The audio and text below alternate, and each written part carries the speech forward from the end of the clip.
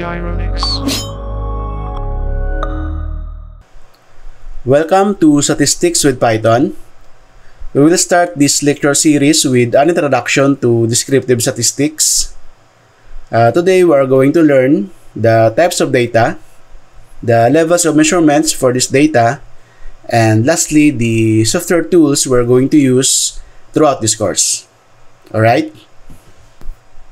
Descriptive statistics is all about exploring the data. It's about understanding structure by using the measures of central tendency like the mean, the median, the mode, or using the measures of variability, sample the standard deviation. And the structure of the data is best analyzed or recognized if we are representing the data in a graphical form. So we need to represent the raw data into a graphical representation. For example, the normal distribution. This mu here actually represents the mean, and the sigma represents the standard deviation. We'll talk about this later in our separate lecture. Okay? So do you ever wonder why it is called statistics? Okay, when we are studying statistics, we have these two important terms, the population and the sample. Population, denoted by uppercase N, refers to the entire group of individual being studied. So, for example, you wanted to know the average height of males in the Philippines. And if there are 50 million males in the Philippines, it would be impractical to measure every males, right? So, this 50 million will take you a lot of time, it will take you a lot of resources. So, what we do in statistics is we take only samples. Sample, denoted by lowercase n, refers to the subset of population selected for analysis. So instead of measuring 50 million males, we only take sample. So let's say we will only take 2,000. So compared to 50 million, this 2,000 obviously will save you a lot of time. It will save you a lot of resources, right? And this 2,000 will represent your 50 million population. This leads us to another terminologies, the parameters and statistics. Parameters are characteristics of a population. So for example, the population mean and the population standard deviation. So the population mean is denoted by mu, and the population standard deviation is denoted by sigma. On the other hand, statistics are characteristics of a sample. Now you know why it is called statistics, since we are studying sample rather than population, right? So example are the sample mean denoted by x bar, but in the population that is mu, and the sample standard deviation is denoted by s, but in the population that is sigma. Again, statistics is all about sample rather than population. Now let's proceed to the types of data.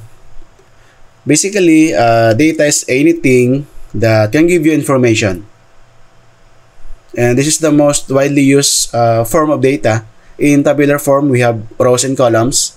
So this data is voltage response from two instruments A and B. And we have 8 samples. Types of data focuses more on how the data is categorized or measured. And it can be categorical or numerical. So let's start with categorical data.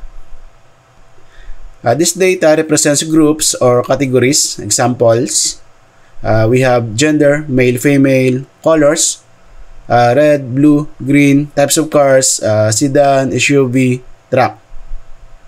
So if you notice, this data has no numbers, right? Unlike the numerical data. So from the word numeric, so meaning it has numbers. So it represents quantities or numbers. Under the numerical data, we have discrete and continuous. Discrete data are data that can be counted in a finite manner, meaning you can imagine each member of the dataset. So you can count it in your head. For example, the number of students in a class, so there are 30 students in a class. The number of correct answers, so you got 90 out of 100 in an exam. the count of defective products. So in every 100 products, there are one defect. So once you can imagine it's member of the data set, meaning that data is a discrete data. You can count it in your head. Continuous data, on the other hand, these are data that can only be obtained using an instrument. Because this data can vary by infinitely small amount, you cannot imagine the value in your head. Example, weight. So you need a weighing scale to measure the weight, right? You cannot count weight. Temperature, you need thermometer. Voltage, you need voltmeter. So you cannot count voltage. So once the data can only be obtained using an instrument, then that is a continuous data. But if you can count it in your head, then that is a discrete data. So let's have an exercise. Determine if the given example is a discrete or continuous data. Okay, grades. Obviously, this is a discrete data. So you got 90 out of 100, so you can count it in your head. Area is a continuous data, right? You need an instrument for the dimensions. Number of objects, obviously, is a discrete data. How about time? Time in general is a continuous data. It can vary by nanoseconds. So you cannot imagine nanoseconds, right? You cannot count nanoseconds. But the time on the clock is a discrete data. So it is 12:15. It is 3:30. So you can imagine that time in the clock, right? However, nanoseconds, you cannot imagine it in your head. So time in general is a continuous data. Right? How about money? Money in general is a continuous data. Okay, so you have $1,000, 0.000357 cents in your account. So it can vary by infinitely small amount, right? But physical money is a discrete data. Okay, so you can have 100 pesos and 50 cents.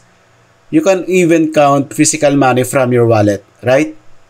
So physical money is a discrete data, but money in general is a continuous data.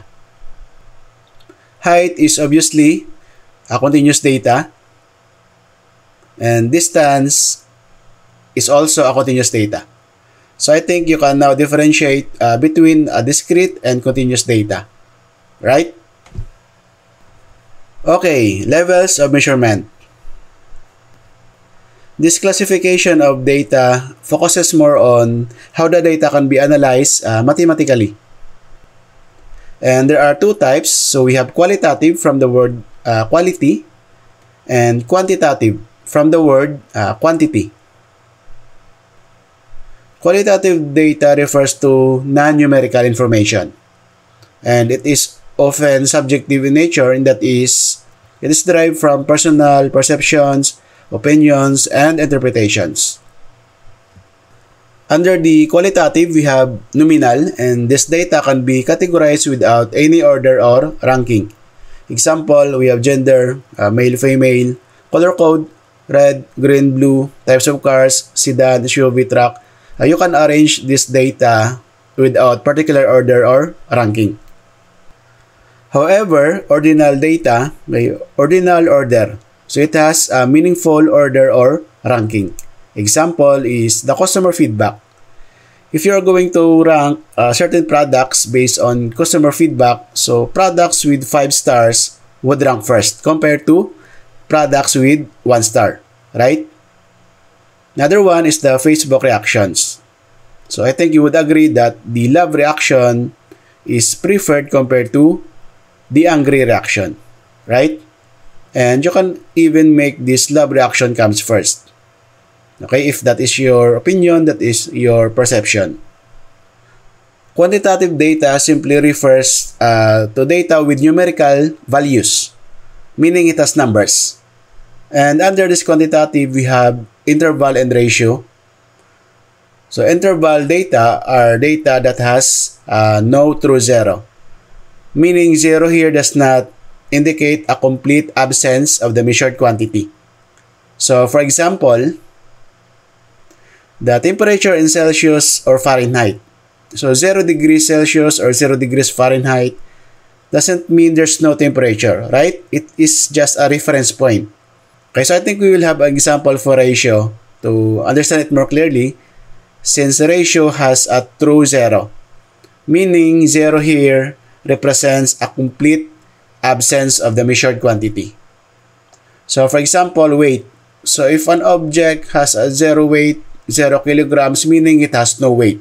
It is absolute measurement, right? So it is a true zero. Another example is temperature in Kelvin. 0 degrees Kelvin is not just a reference point, but at this point, the molecular motion stops. So it is a true zero. Okay? That's why Kelvin is regarded as an absolute measurement of temperature. Okay, so let's have an exercise. Determine if the given example is an interval or ratio data. Okay, first, the height of a building in meters, for example. Okay, this is a ratio data. So, 0 here means no height. Okay, so it is a true zero. Time to complete a race in seconds. Okay, so that is a ratio. So, 0 seconds meaning you haven't moved from the starting point.